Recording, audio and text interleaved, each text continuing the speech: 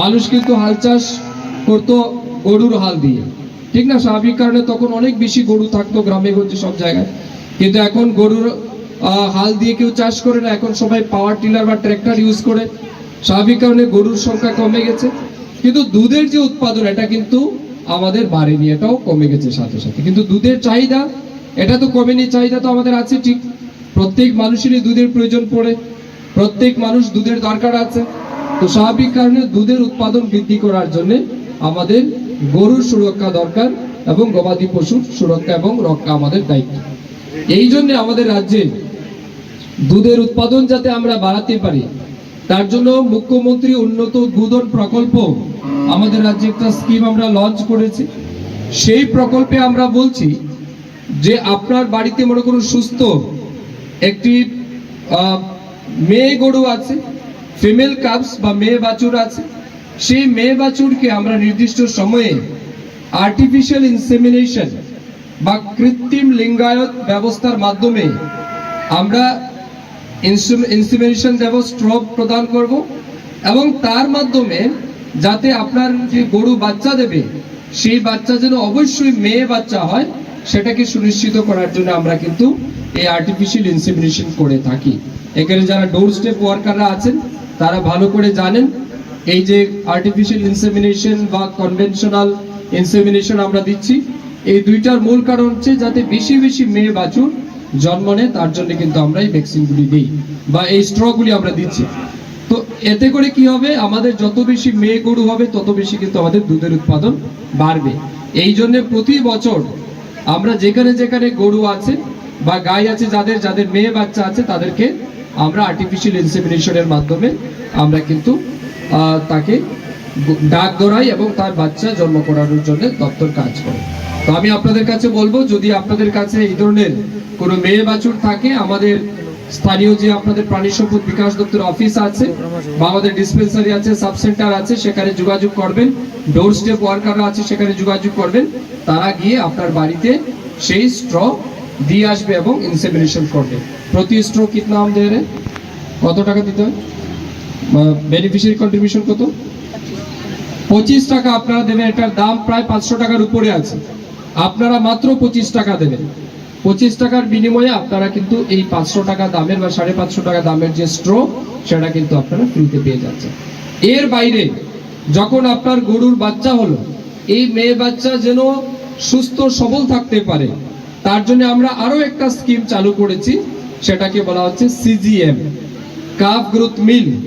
এই calf growth মিলে সেই সমস্ত যারা বাচ্চা যাদের বাড়িতে থাকবে, সেই বাচ্চার 3 মাস থেকে 12 মাস বয়স পর্যন্ত তার খাদ্যের জন্য আমরা প্রতি বছর প্রায় আরো 5 থেকে 5,500 টাকা আর্থিকভাবে সহায়তা করছি।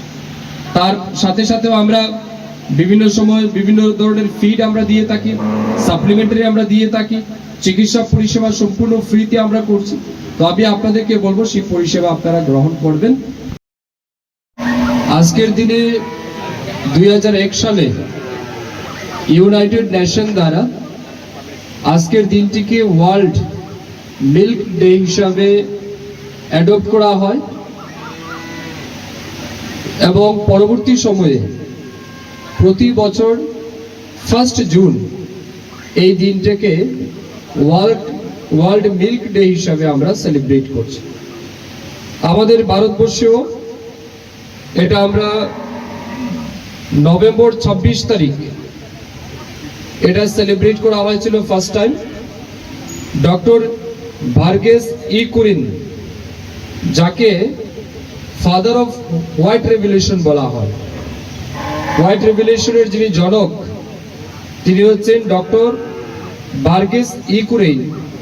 তাকে সম্মান জানিয়ে যিনি ভারতবর্ষে বা বিশ্বে দুধ উৎপাদনের ক্ষেত্রে যে গুরুত্ব তিনি অনুভব করে পুরো বিশ্বব্যাপী হোয়াইট রেভলিউশন এনেছিলেন, তার জনক তাকে সম্মান জানিয়ে এই দিনটাকে ওয়ার্ল্ড মিল্ক ডে হিসেবে আমরা সেলিব্রেট করি।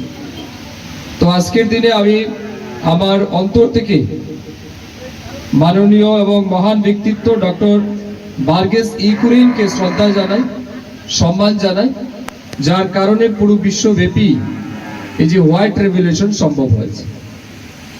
এটা একটা বিষয়।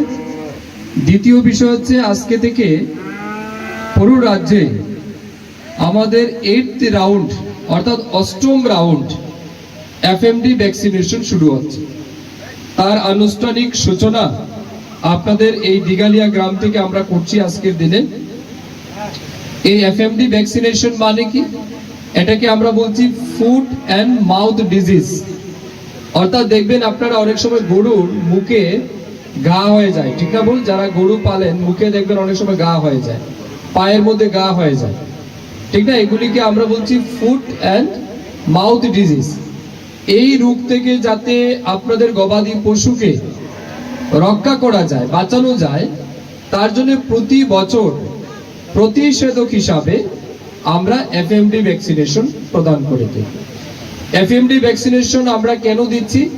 যাতে আপনার গরুর শরীরে এই ধরনের রোগ আসতেই না পারে, তার জন্য আমরা আগে থেকেই ভ্যাকসিন আমরা দিয়ে রাখি। যেমন আপনাদের মনে আছে 2020 সালে যখন আমাদের দেশের করোনা মহামারী এসেছিল, ভাইরাস, তখন যাদের করোনা হয়নি তারাও কিন্তু ভ্যাকসিন নিয়েছে, ঠিক না বল? কেন আমরা ভ্যাকসিন নিয়েছিলাম? যাতে আমাদের দেহে করোনা ভাইরাস